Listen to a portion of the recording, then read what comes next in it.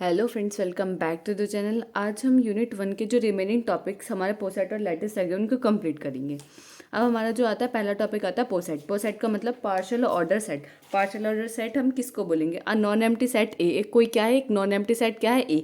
उसको हम together with a binary relation, एक बाइनरी रिलेशन है इस उसके पास क्या होगा, एक नॉन एम्प्टी सेट है जिसके पास क्या एक बाइनरी रिलेशन है। उसको हम पोसेट कब बोलेंगे? जब वो सेटिस्फाई करेगा तीन प्रॉपर्टीज या तीन कंडीशन। पहले रिफ्लेक्सिव, एंटीसिमेट्रिक और ट्रांजिटिव। रिफ्लेक्सिव का मतलब क्या है कि खुद के साथ पेयरिंग होनी चाहिए, एक ही ए के साथ पेयरिंग होनी चाहिए।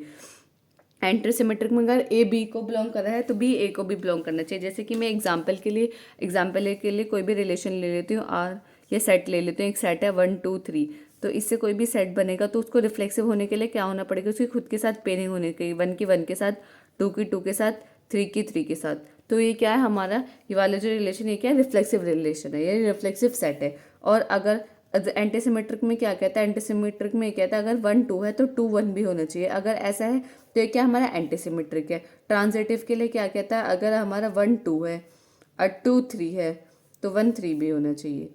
तो ये क्या कहता है हमारा ट्रांजिटिव के लिए? अगर कोई भी प्रॉपर्टी, तीन प्रॉपर्टी सेटिस्फाई करता है तो ये क्या आता है हमारा पोसेट, पार्शियल ऑर्डर सेट।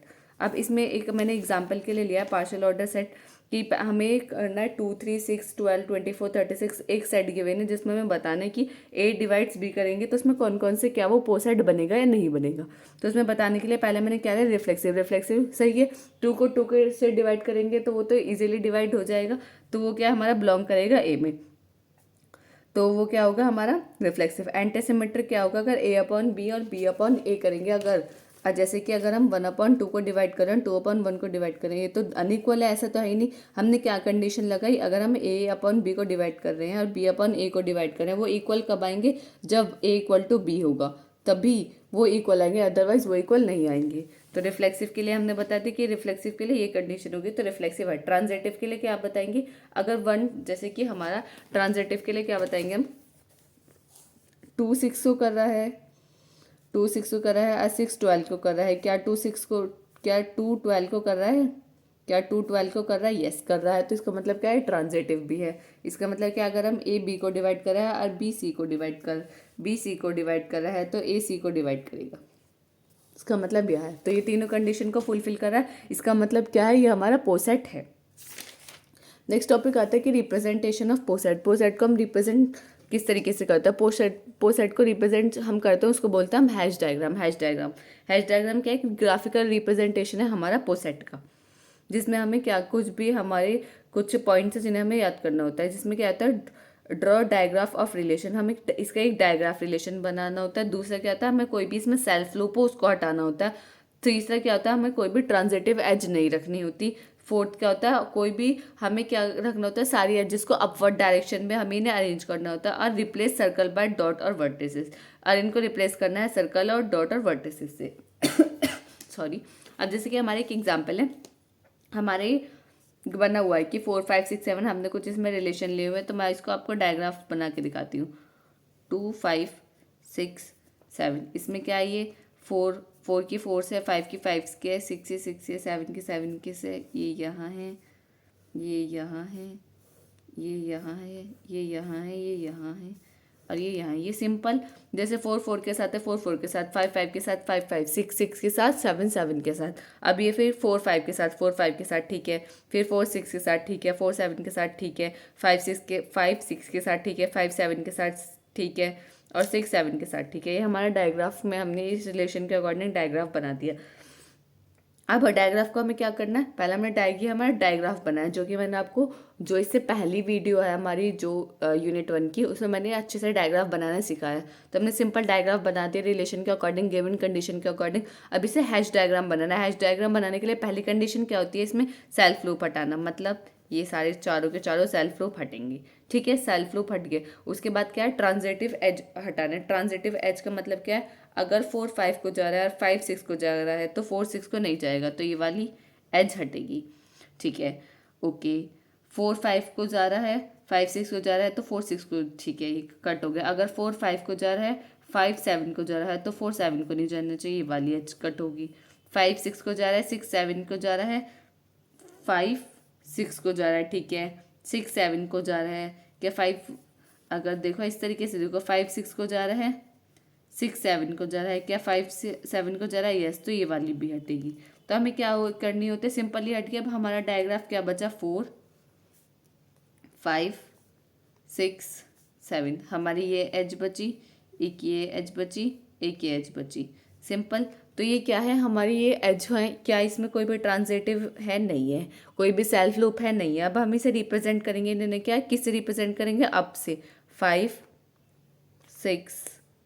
6 सॉरी 7 6 5 4, इनको इस तरीके से अपवर्ड एरो से इसको रिप्रेजेंट करेंगे। तो ये क्या हमारा बन गया डायग्राफ। डायग्राफ कभी 2 नंबर में, वो सॉरी हैश डायग्राम कभी 2 नंबर में पूछा जाता है। तो ये आपको बताना है, इसमें क्या सेल्फ लूप हटाना है सबसे पहले, ट्रांजिटिव एजेस हटाने हैं, जो लास्ट में एजेस बनेंगे उनको अपवर्ड डायरेक्शन में हमें दिखाना है। अब लैटिस, लैटिस क्या होता है, लैटिस वो होता है जिसके अंदर कोई भी पोसेट जिसके अंदर सुप्रीमम और इन्फीमम लाई करे। सुप्रीमम और इन्फीमम का मतलब क्या है कि हमारा ए जॉइन बी या ए मीट बी उसके अंदर लाई करते हैं, तो वो क्या हमारा होता है लैटिस। जैसे कि मैं एक एग्जाम्पल के थ्रू आपको बताती हूँ, लैटिस का एक एग्जाम्पल लेते हैं। अब जैसे हम लैटिस का एक एग्जाम्पल लेते हैं, जैसे हमारे पास ये है,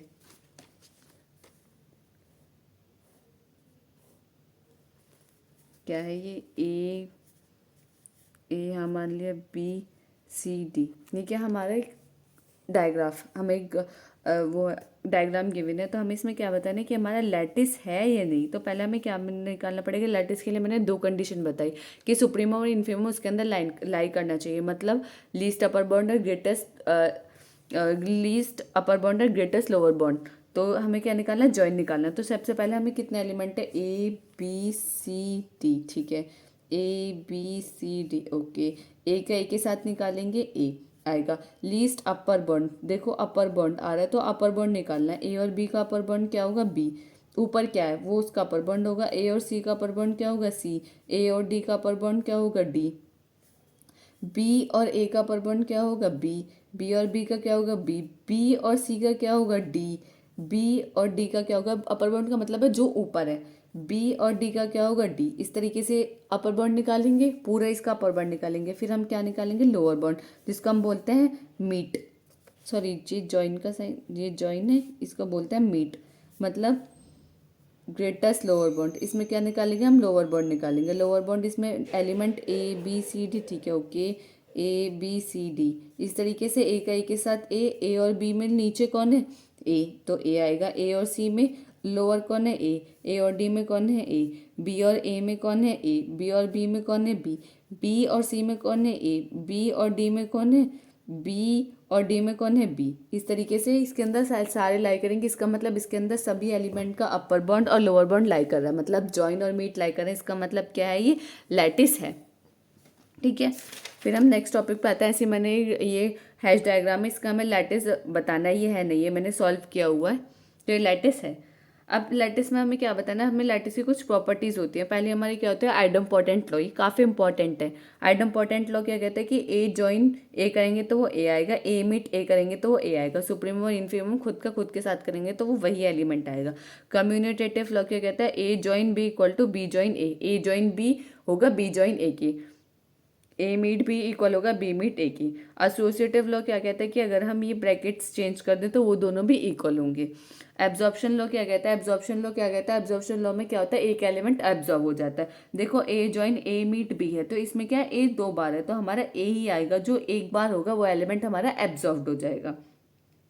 एब्जॉर्प्शन लॉ काफ़ी इंपॉर्टेंट है, तो आपको सिर्फ इसमें ये याद करना है, जो 2 बार होगा ना वही हमारा आंसर में आएगा, ठीक है। डिस्ट्रीब्यूटिव लैटिस कहता है, डिस्ट्रीब्यूटिव लैटिस वो लैटिस होता है जो डिस्ट्रीब्यूटिव लॉ को क्या करता है, फॉलो करता है। अब डिस्ट्रीब्यूटिव लॉ क्या क्या कहता है, ए जॉइन बी मीट सी का अगर हम डिस्ट्रीब्यूट करेंगे तो क्या होगा, ए जॉइन बी मीट ए जॉइन सी। इस तरीके से यहाँ जॉइन है, यहाँ मीट है, यहाँ मीट कर दे, जॉइन कर दे, साइन चेंज कर दे, तो 2 इक्वेशन हमारी बनती है डिस्ट्रीब्यूटिव लैटिस की हमारी। देखिए तो ये दोनों। अब नेक्स्ट हमें बताने कि लैटिस हमारा डिस्ट्रीब्यूटिव लैटिस है या नहीं है। तो हम इसमें क्या करेंगे, ए जॉइन बी मीट सी करेंगे, तो ए जॉइन बी मीट ए जॉइन सी करेंगे। तो ए जॉइन बी, ए और बी में ज्वाइन करेंगे, तो ए जॉइन बी में मतलब जॉइन में क्या करेंगे, अपर बॉन्ड आता है, तो ए और बी का अपर बॉन्ड क्या है, बी। ए जॉइन सी में क्या होगा, ए और सी में कौन सा अपर बॉन्ड क्या है, सी। अब इन दोनों का मीट करना है, मीट का मतलब है लोअर बॉन्ड। बी और सी का लोअर बॉन्ड क्या है, बी और सी का लोअर बॉन्ड क्या है, ए।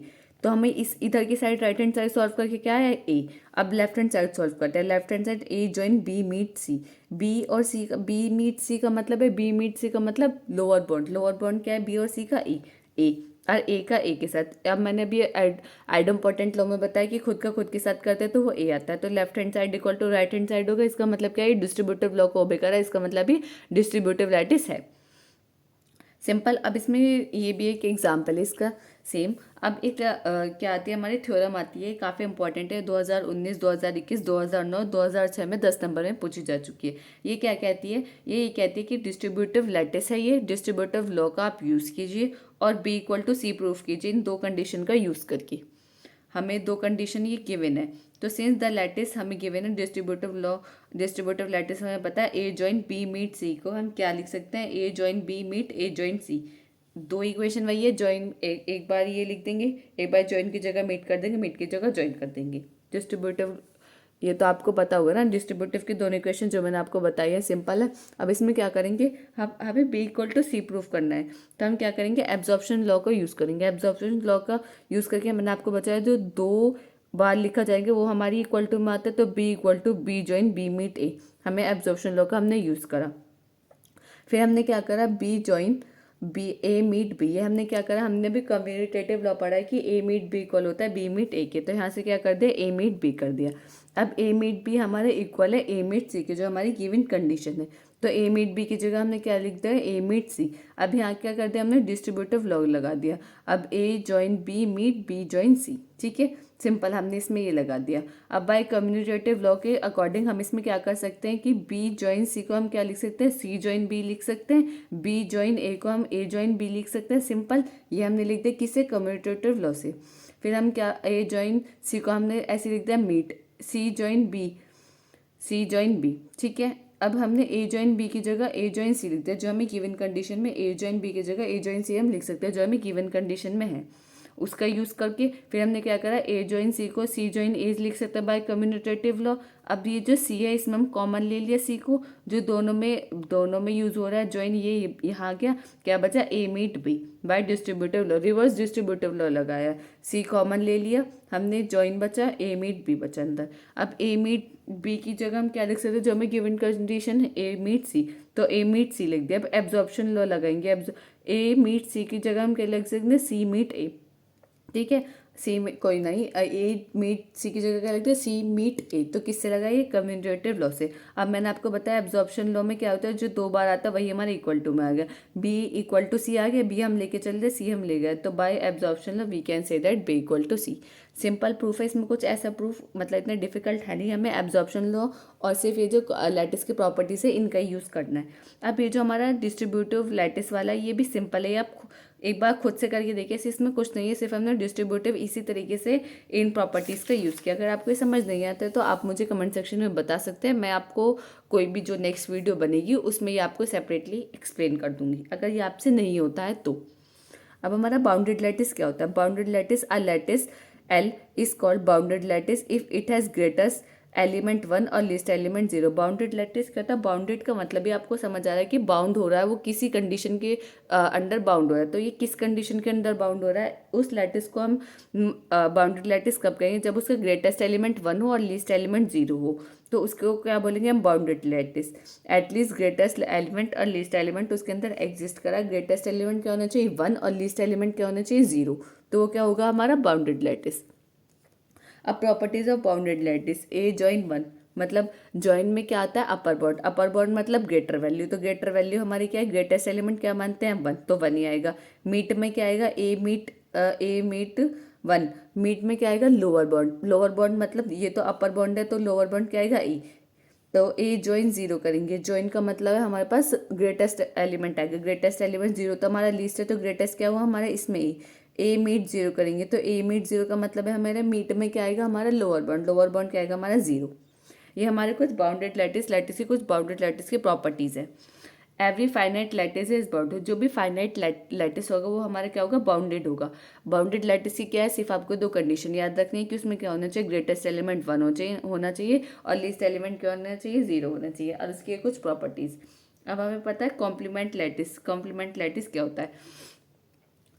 complement lattice is a bounded lattice. Let L greater than equal is a bounded lattice with least element 0. इसमें क्या होना चाहिए, least element 0 होना चाहिए, greatest element 1 होना चाहिए, ठीक है, कोई नहीं। और ये तो सेम बाउंडेड लैटिस की प्रॉपर्टी है। फिर से हम कॉम्प्लीमेंट लैटिस कैसे बोल रहे हैं, अब उसमें एक और कंडीशन है, वो क्या कहता है, देन ए डैश बिलोंग, एक ए डैश हमने कॉम्प्लीमेंट लिया, जो एलिमेंट ए है उसको एक कॉम्प्लीमेंट लिया, इस कॉल्ड कॉम्प्लीमेंट लैटिस। वो क्या होगा हमारा कॉम्प्लीमेंट लैटिस, क्या आएगा, कब, इफ ए का ज्वाइन करे ए डैश के साथ, मतलब एक ए एलिमेंट है उसका हमने कॉम्प्लीमेंट लिया ए डैश, अगर हम उसको ज्वाइन करें मतलब ग्रेटेस्ट मतलब उसका अपर बाउंड निकाले तो वो 1 आए, अगर उसका लोअर बाउंड निकाले तो वो उस कॉम्प्लीमेंट के साथ क्या दे, 0 दे, तो वो क्या होगा कॉम्प्लीमेंट लैटिस। कॉम्प्लीमेंट लैटिस की क्या है, 2 कंडीशन है कि एक ए है उसका ही हमने कॉम्प्लीमेंट लिया, अगर हम उसका अपर बाउंड निकालें तो 1 आए, और उसके कॉम्प्लीमेंट के साथ लोअर बाउंड निकालें तो वो क्या है, हमारा 0 है। नोट 1 क्या है, it is not necessary that every element A belong to has as a complement. जरूरी नहीं है कि हमारे सारे जो एलिमेंट है उनके क्या कॉम्प्लीमेंट एग्जिस्ट करे। And element A belong to have more than 1 complement. एक अगर ए बिलोंग कर रहा है एल के अंदर, इसका मतलब ये नहीं कि उसका एक ही कॉम्प्लीमेंट होगा, एक से ज़्यादा कॉम्प्लीमेंट भी हो सकते हैं। 1 का कॉम्प्लीमेंट 0 का, 0 का कॉम्प्लीमेंट 1 होता है, ये तो सिंपल बात है। अब कॉम्प्लीमेंटेड लैटिस है, तो कॉम्प्लीमेंट लैटिस है, अब कॉम्प्लीमेंटेड लैटिस किसको बोलेंगे, कॉम्प्लीमेंटेड लैटिस के लिए 2 कंडीशन होनी चाहिए। पहला वो जो लैटिस है वो क्या होनी चाहिए, बाउंडेड लैटिस। बाउंडेड लैटिस के लिए वही 2 कंडीशन, लीस्ट अप और ग्रेटेस्ट एलिमेंट होना चाहिए, और every element A belong to has a complement. जो भी ए जो एलिमेंट है लैटिस के अंदर से, अगर हमने कोई भी ए एलिमेंट लिया तो उसके सारे कॉम्प्लीमेंट एग्जिस्ट करने चाहिए, तो क्या होगा कॉम्प्लीमेंटेड लैटिस। अब जैसे एग्जाम्पल के लिए लिया है A1 2 3 5 30 ए ग्रेटर देन, कंडीशन क्या है कि ए छोटा है बी से या इक्वल है। If A divide B then find the complement of 2। 2 का कॉम्प्लीमेंट फाइंड करना है। सॉल्यूशन क्या है, हमें पता है लीस्ट एलिमेंट क्या होना चाहिए, लीस्ट एलिमेंट क्या है इसमें, लीस्ट एलिमेंट सबसे नीचे एलिमेंट 1, ग्रेटेस्ट एलिमेंट क्या है इसमें 30 सबसे ऊपर वाला एलिमेंट। अगर ए का हमें क्या है, अगर ए का ज्वाइन करे ए डैश के साथ तो 30 आना चाहिए, ए का मीट करे ए डैश के साथ तो क्या आना चाहिए, 1 आना चाहिए।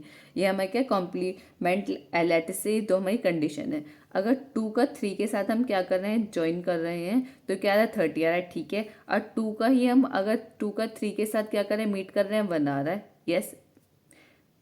तो क्या रहा हमारा ग्रेटेस्ट एलिमेंट, अगर कॉम्प्लीमेंट तो 2 का कॉम्प्लीमेंट क्या हुआ 3 हुआ, और 2 का कॉम्प्लीमेंट 5 भी हो सकता है, क्योंकि अगर 5 के साथ भी करेंगे तो ग्रेटेस्ट एलिमेंट भी मिला है हमें, लीस्ट एलिमेंट भी मिला है, तो हमारा 2 का जो कॉम्प्लीमेंट है वो क्या हुआ, वो 3 भी हुआ, वो 5 भी हुआ, सिंपल।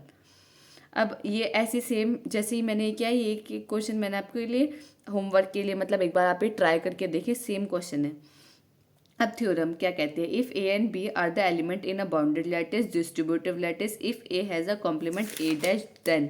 अब इसमें कुछ क्या होता है कि ए डैश का, अगर ए डैश का डैश निकालेंगे तो वो ए होगा, अगर ए ज्वाइन बी का डैश निकालेंगे तो वो क्या होगा, डी मॉर्गन्स लॉ लग जाएगी, change break the line change the sign. तो ए डैश ज्वाइन है तो मीट हो जाएगा बी डैश, इस तरीके से ऐसी ज्वाइन के साथ है, एक बार मीट के साथ है। तो इसमें क्या एब्जॉर्प्शन लॉ लग रहा है, ए join A dash meet B करेंगे तो ए ज्वाइन बी, मतलब ये जो कॉम्प्लीमेंट को छोड़ देंगे तो क्या आ जाए, ए ज्वाइन बी बचेगा तो वही आ जाएगा, इसी तरीके से ए मीट बी आ जाएगा।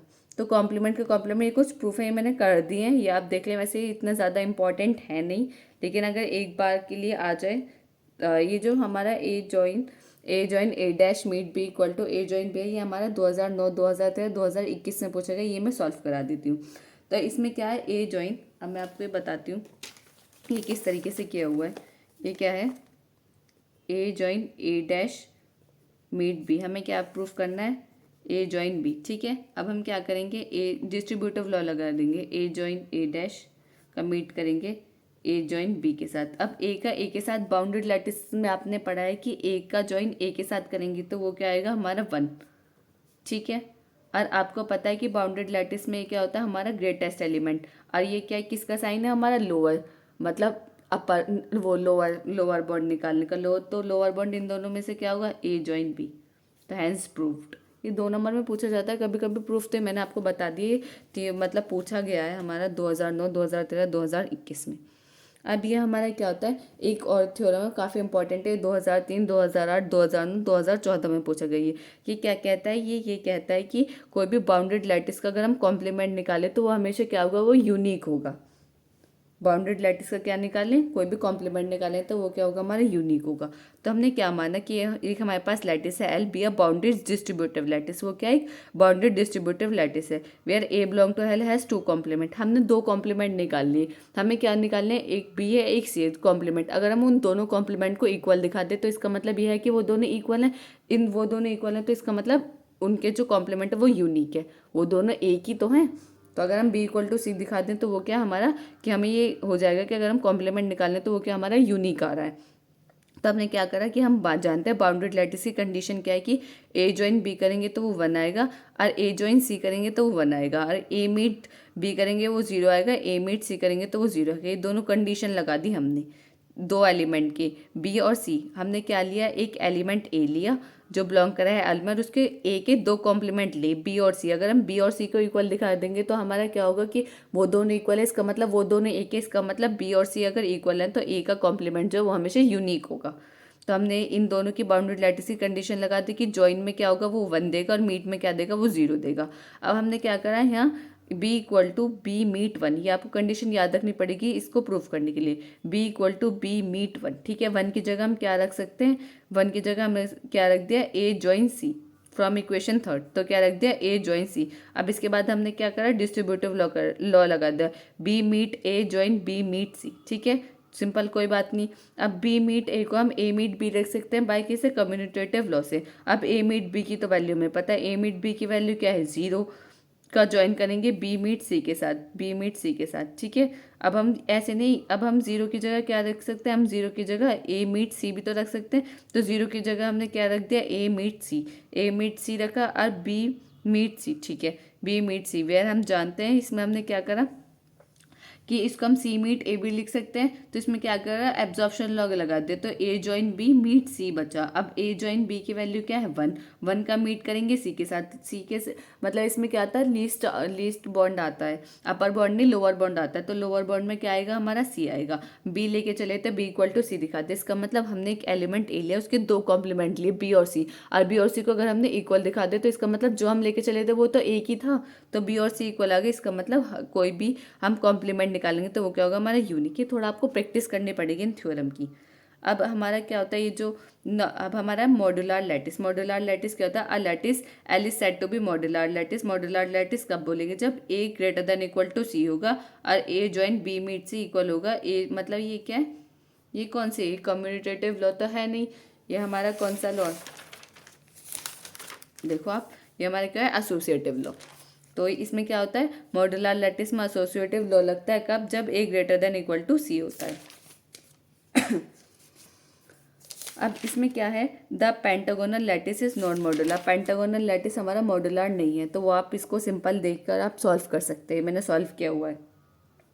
अब नेक्स्ट थ्योरम आती है हमारी, every distributive lattice is a modular. Her distributive lattice क्या एक मॉड्यूलर लैटिस है। ये 2020, 2013, 2008 में पूछी गया है। तो हमने क्या माना, डिस्ट्रीब्यूटिव लैटिस है तो डिस्ट्रीब्यूटिव लॉ को तो ओबे करेगा। तो हमने डिस्ट्रीब्यूटिव लैटिस क्या है, ए ज्वाइन बी मीट सी, वही दोनों कंडीशन जो डिस्ट्रीब्यूटिव लैटिस की है। अगर ये मॉड्यूलर लैटिस है, मॉड्यूलर लैटिस की कंडीशन क्या है कि ए ग्रेटर देन सी है, कब, ए join B meet C equal है ए ज्वाइन बी के, ए ज्वाइन बी मीट सी के, ठीक है। अगर हम ए का ज्वाइन करेंगे सी के साथ तो सी बड़ा है, इसमें ए छोटा है, तो सी क्या होगा, हमारा अपर बॉन्ड। ज्वाइन करेंगे तो सी आएगा, अगर मीट करेंगे तो लोअर बॉन्ड आएगा। तो ए छोटा है तो लोअर बॉन्ड ए आएगा, और ज्वाइन करेंगे तो अपर बॉन्ड आएगा, अपर बॉन्ड क्या है यहाँ सी। सिंपल, बस ये 2 कंडीशन आपको आ गई तो इसका मतलब ये प्रूफ हो गया। सिंपल, हमने फर्स्ट इक्वेशन ली, ए ज्वाइन बी मीट सी, हमने क्या करा, ए ज्वाइन बी मीट ए ज्वाइन सी। अब ए ज्वाइन सी हमें पता है, ए ज्वाइन सी क्या है हमारा सी, अभी हमारा इक्वल प्रूफ हो गया। No sorry, A join B meet C. अब इससे हमें पता चला A greater than equal to C, A join B meet C. क्या हम इसको ऐसे लिख सकते हैं, अब हमें पता है एसोसिएटिव लॉ के अकॉर्डिंग हम इसको ऐसे लिख सकते हैं। तो इसका मतलब ये इक्वल ये हो गया, मतलब जो हम मॉड्यूलर लैटिस था कि डिस्ट्रीब्यूटिव लैटिस हम लेके चले, उसको मॉड्यूलर लैटिस की कंडीशन को हमने सेटिस्फाई करा दिया। तो इसका मतलब क्या है, डिस्ट्रीब्यूटिव लैटिस हमारा क्या है, मॉड्यूलर लैटिस। सिर्फ इसकी इस कंडीशन का यूज़ करना है कि ग्रेटेस्ट मतलब अपर बॉन्ड क्या होगा सी, और लोअर बॉन्ड क्या होगा हमारा E. Simple. Converse of this theorem, अब इसका कन्वर्स थोड़ी नहीं है, कन्वर्स ट्रू नहीं है। इसका मतलब डिस्ट्रीब्यूटिव लैटिस तो मॉड्यूलर है, लेकिन मॉड्यूलर लैटिस डिस्ट्रीब्यूटिव नहीं है। मॉड्यूलर लैटिस हो भी सकता है या नहीं भी हो सकता, मे और मे नॉट कंडीशन है। अब इसमें सिंपल ये मैंने मॉड्यूलर लैटिस के एग्जाम्पल लिया है। अब मॉड्यूलर लैटिस का एग्जाम्पल किस तरीके से लिया है, वही A greater than equal to C, A join B meet C equal to A join B meet C. ये आपको कंडीशन याद रखनी पड़ेगी मॉड्यूलर लैटिस की, जहाँ पे बी आई ये आपको बतानी है। अब बी मीट सी, बी और सी का मीट करेंगे तो क्या आएगा हमारा लोअर बाउंड। लोअर बाउंड क्या है यहाँ 0, तो ए जॉइन 0, ए जॉइन 0 करेंगे तो 0 क्या है हमारा लोअर बाउंड, ए क्या है हमारा अपर बाउंड, तो अपर बाउंड आएगा तो क्या आ गया ए। अब ऐसे ही हम ये वाली कंडीशन लेंगे, ए join B meet C, A join B, ए और बी का ज्वाइन करेंगे तो जी में ज्वाइन में क्या आएगा अपर बाउंड आता, तो ए और बी का अपर बाउंड क्या है 1, 1 ज्वाइन करेंगे मीट करेंगे सी के साथ, मीट में क्या आता है लोअर बाउंड, लोअर बाउंड क्या है सी, तो सी आ गया। तो इससे हमें क्या पता चला ए इक्वल टू सी है, because A greater than equal to C है। अब इसमें क्या कहता है गिवन लैटिस इज मॉड्यूलर, क्योंकि मॉड्यूलर लैटिस की कंडीशन को सेटिस्फाई कर रहा है कि ये लोअर बाउंड है, ये अपर बाउंड, ठीक है सही है ये। अब हमें इसमें क्या लगा डिस्ट्रीब्यूटिव लॉ लगा, जिसको डिस्ट्रीब्यूटिव लॉ को ओबे नहीं कर रहा, ठीक है। अब एक ये है कि show that a lattice L is modular if and only if A B C belong to L, ये डिस्ट्रीब्यूटिव लैटिस है। सिंपल आपको इससे प्रूफ करना है। अगर ये आपका प्रूफ नहीं होता तो आप कमेंट सेक्शन में बता सकते हैं, ये मैं आपको सेपरेट वीडियो में समझा दूंगी। अब कंप्लीट लैटिस क्या होता है, a lattice L greater than equal is complete if every non empty subset of L has a lower bound and greatest upper bound. Complete lattice हम किसी भी लैटिस को कब बोलेंगे, जो भी हमारा लैटिस है उसके अंदर क्या होगा सुप्रीमम और इनफीमम एग्जिस्ट करेगा, मतलब लोअर अपर बाउंड और greatest lower bound, least upper bound और ग्रेटेस्ट लोअर बाउंड अगर किसी भी लैटिस के अंदर एग्जिस्ट कर रहा है तो हम उस लैटिस को क्या बोलेंगे कंप्लीट लैटिस। आई होप इसमें जो भी पोसेट और लैटिस से रिलेटेड जो भी मैंने क्वेश्चन थे वो मैंने कंप्लीट करा दिए। अगर आपको कोई भी डाउट है तो आप कमेंट सेक्शन में बता सकते हैं। Thank you for watching this video.